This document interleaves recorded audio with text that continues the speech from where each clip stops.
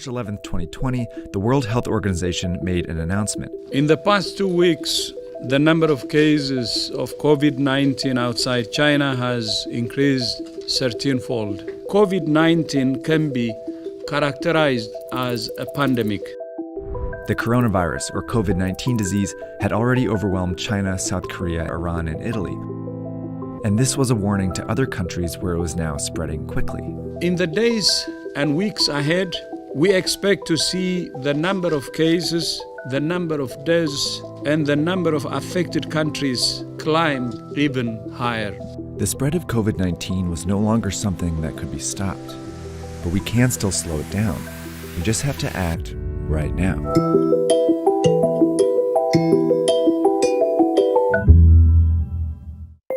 Someone with COVID-19 usually develops a fever and a cough. Aches, pains, and other mild symptoms are also possible, but are less frequent.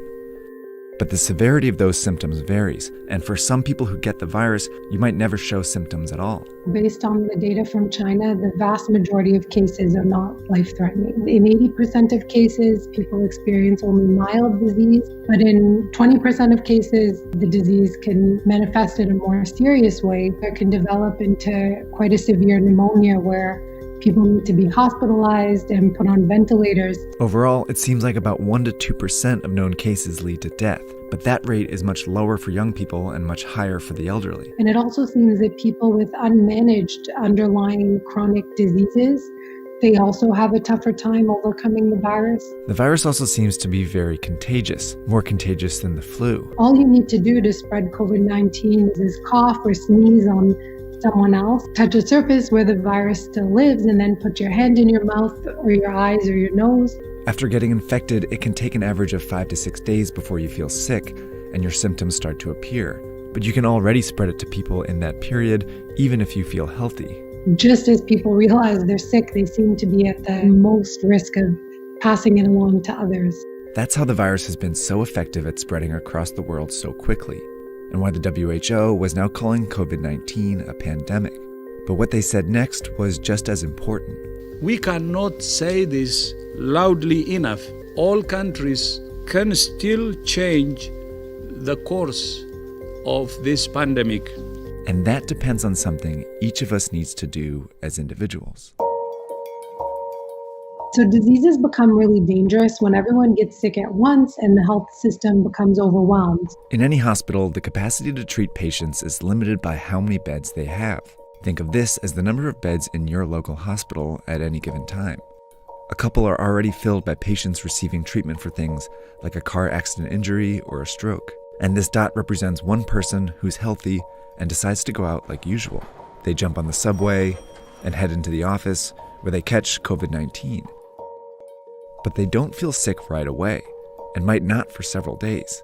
So later they go to a basketball game, where they unknowingly infect 2 or 3 more people.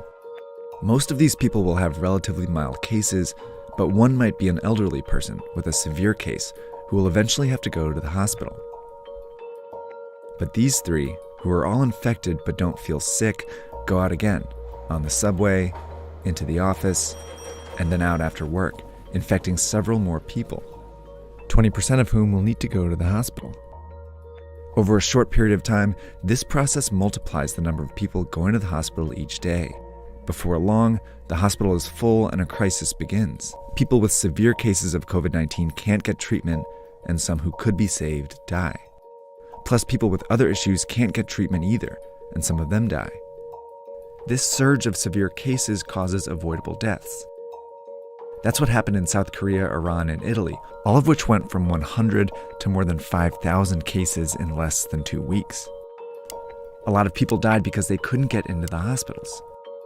This surge is made up of only severe cases, but it was generated by people who didn't feel sick, spreading the disease in public. Which means the people who can do the most to avoid these unnecessary deaths are these people. And that means all of us. To slow the virus down, you need to act as if you already have it.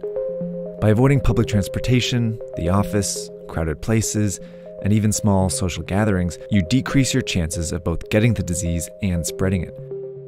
This is called social distancing.